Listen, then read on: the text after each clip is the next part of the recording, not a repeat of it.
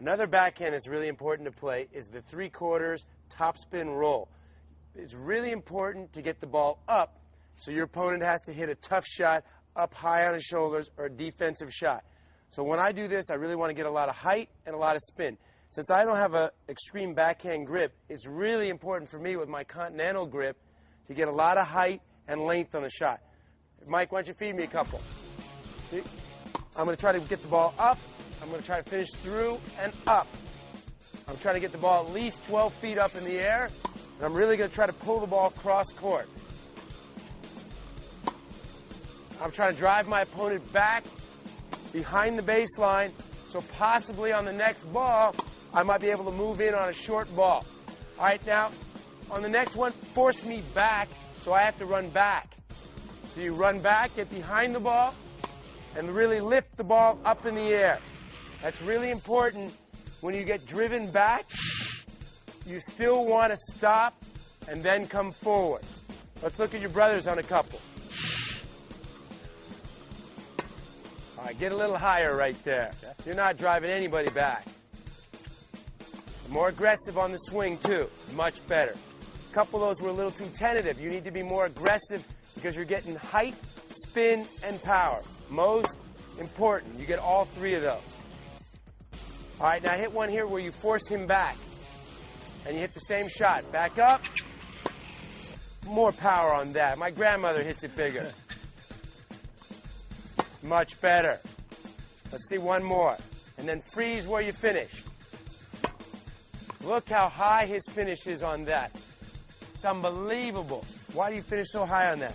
Trying to get a ton of spin, trying to get the ball deep, push the guy back, get the ball above his strike zone. If he wants to take it early, he's going to have to time it great. Let's look at the roll finish a little bit, because when you swing, you finish a little more away from your body, even though it's high. Like on some of the backhands, you finish more straight. Looks to me like you finish way far away from your body. Is that to create the more spin?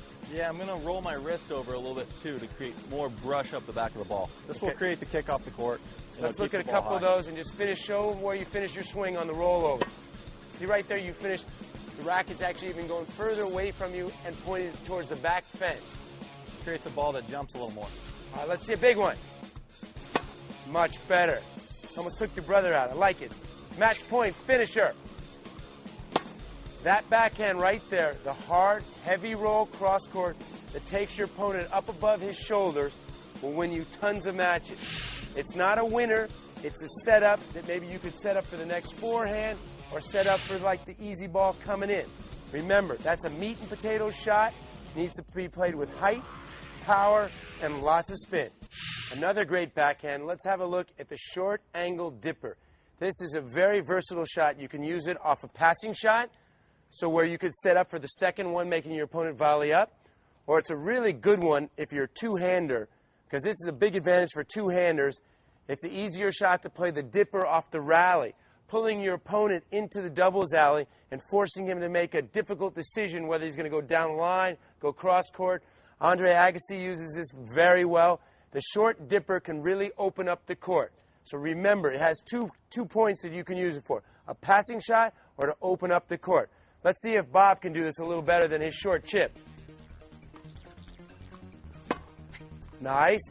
Remember, you don't want to get this too high over the net, and you need a little bit of pace even though you're hitting it. A dink. That one's a little too high. When it gets too high, it gets too deep in the court, you're going to set yourself up for the forehand down the line for pain. So make sure you get the ball a little lower and a little more angle on the shot. A little more speed. That's a little too soft. Better. That's going to take the guy into the doubles alley. Much better.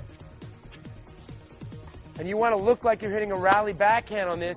That's brilliant. See, the reason why you want to look like you're hitting a backhand rally shot so he doesn't know what you're going to do. You want to disguise it to the last minute. Pretty good. This is a good shot to use early in a match. You want to get the guy running early in a match. Get him feeling his lungs, take out his legs. This causes your opponent stress at the club level because it's one of those shots you're not sure what you're going to do yourself. If you could take a guy out of his comfort zone, it causes problems.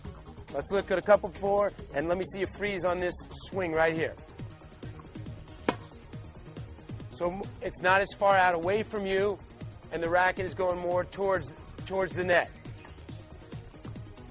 I also call it, Andre Agassi was the king of saying, on this shot, you need to be physical on the shot. Even though you're hitting a dink, you need to be physical with your body, and you need to be aggressive even though you're not hitting as hard.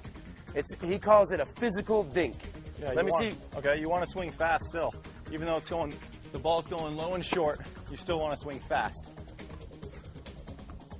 Just using the brush. Much better right there. You brushed it, not as high over the net. That's going to cause you problems for anybody. Match point dink, cross-court winner. Wide. Argue to the linesman. Come on, Mike, give me a call, man. Give your brother some love. One more. Match point. Much better dink right there. You're going to win a lot of matches if you can start hitting that next year.